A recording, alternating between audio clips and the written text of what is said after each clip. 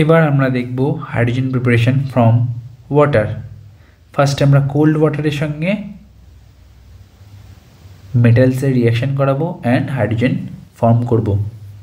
যেমন potassium cold ওয়াটারের সঙ্গে রিয়াক্ট করে potassium hydroxide and hydrogen form করে। রিয়াকশনটাকে ব্যালেন্স করার জন্য আমরা পটাশিয়ামের আগে 2 দেব অ্যান্ড পটাশিয়াম হাইড্রোক্সাইড আগেও 2 দেব।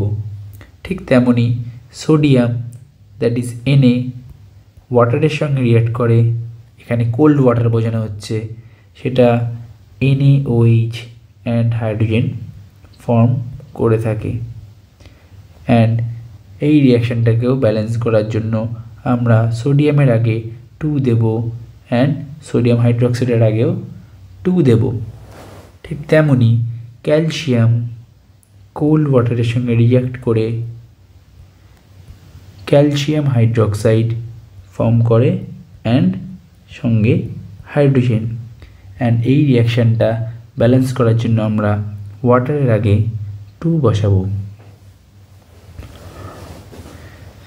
এবার আমাদের সবারই মনে একটা কোশ্চেন আসতে পারে যে পটাশিয়াম, সোডিয়াম অ্যান্ড ক্যালসিয়াম শুধুমাত্র এই 3টে এলিমেন্টসই কেন কোল্ড ওয়াটারের সঙ্গে রিয়াক্ট করে হাইড্রোজেন ফর্ম করছে? কারণ পটাশিয়াম, সোডিয়াম অ্যান্ড ক্যালসিয়াম এই 3টে এলিমেন্টস কেমিক্যালি অনেক বেশি রিয়াক্টিভ, তাই এরা কোল্ড ওয়াটারের সঙ্গে রিয়াক্ট করে হাইড্রোজেন ফর্ম করে থাকে। এবার আমরা দেখব কোন কোন এলিমেন্টসগুলো বা কোন কোন মেটালসগুলো বয়লিং ওয়াটার বা স্টিম এর সাথে রিয়াক্ট করে হাইড্রোজেন ফর্ম করে। ফার্স্ট আমরা নেব ম্যাগনেসিয়াম। এটা স্টিমের সঙ্গে রিয়াক্ট করে ম্যাগনেসিয়াম অক্সাইড ফর্ম করে অ্যান্ড হাইড্রোজেন ফর্ম করে। অ্যান্ড এখানে এই রিয়াকশানটা অলরেডি ব্যালেন্সড। ঠিক তেমনি অ্যালুমিনিয়াম ওয়াটারের সঙ্গে রিয়াক্ট করছে, এই ওয়াটারটা কিন্তু কোল্ড ওয়াটার নয়, boiling water or steam. React করে aluminium oxide that is Al2O3 and hydrogen form করছে। রিয়াকশানটাকে ব্যালেন্স করার জন্য আমরা হাইড্রোজেনের আগে 3 বসাবো অ্যান্ড ওয়াটারের আগে 3 বসাবো।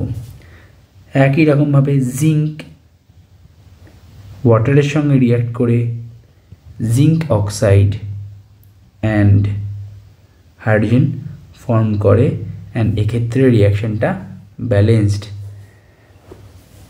And iron boiling water or স্টিমের সঙ্গে রিয়াক্ট করে iron oxide and hydrogen form করে।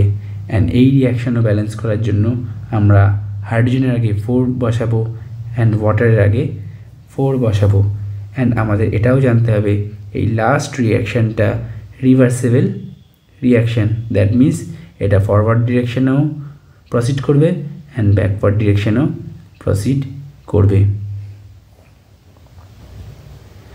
এবার আমরা যদি খুব ভালো করে লক্ষ্য করি, দেখব যখন কোল্ড ওয়াটারের সঙ্গে highly reactive metals that are potassium, sodium and calcium যখন রিয়াক্ট করে তখন মেটালিক হাইড্রোক্সাইড ফর্ম হয়।